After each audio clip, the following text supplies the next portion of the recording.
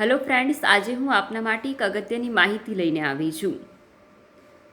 અસહ્ય ગરમી કોઈનાથી પણ સહન નથી થતી અને આજકાલની જનરેશન અને આજકાલના યુગમાં એસી વગર કોઈને ચાલતું નથી.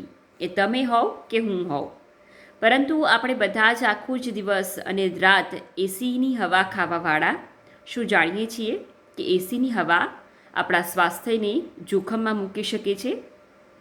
આ વિડીયોમાં આપને એ જાણકારી મળશે કે એસીની હવા શા કારણે જોખમી છે. સામાન્ય રીતે થોડું ઘણું નોલેજ તો તમામ લોકોને હશે જ કે એસીની હવાથી ક્યારેક માથાનો દુખાવો થતો હોય છે, શરદી ઉધરસ, આ તમામ લક્ષણો મોટા ભાગે તમામ લોકોને થતા હોય છે.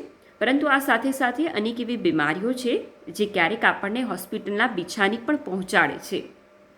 શું છે આ વિડીયોમાં જણાવું છું. માથાનો દુખાવો તો થાય છે, પરંતુ એ ક્યારેક એટલી હદે વધી જાય છે કે સાઇનસ સુધી પહોંચાડી દે છે. આ સિવાય શરદી ઉધરસ જે આપણા શરીરની અંદર કફ પેદા કરે છે, ફેફસાની અંદર કફ જમા થતાં આપણને ગંભીર બીમારી થઈ શકે છે. આ સાથે સૌથી વધારે તમામ લોકો, તમે અને હું, જે આપણી સ્કિન પ્રત્યે સૌથી વધુ સજાગ રહેતા હોય છે, ત્યારે એસીની હવા આપણા ત્વચાને પણ નુકસાન પહોંચાડે છે. આપણી ત્વચામાં જે મોઇશ્ચરાઇઝર કુદરતી રહેલું હોય છે તેને શોષે છે, જેથી કરીને આપણી ત્વચા નિસ્તેજ બની જાય છે. આ સિવાય આપણને ફ્રીમાં દરરોજ એક એવું વિટામિન મળે છે જે લોકોએ અવશ્ય લેવું જોઈએ, પરંતુ આજકાલ લેવાનું લોકો ટાળે છે, અને એ છે સૂર્યના કિરણો. આપણાથી અત્યારે ઉનાળાનો તડકો સહન નથી થતો અને તેમાંથી વિટામિન ડી આપણને ભરપૂર પ્રમાણમાં મળી રહે છે.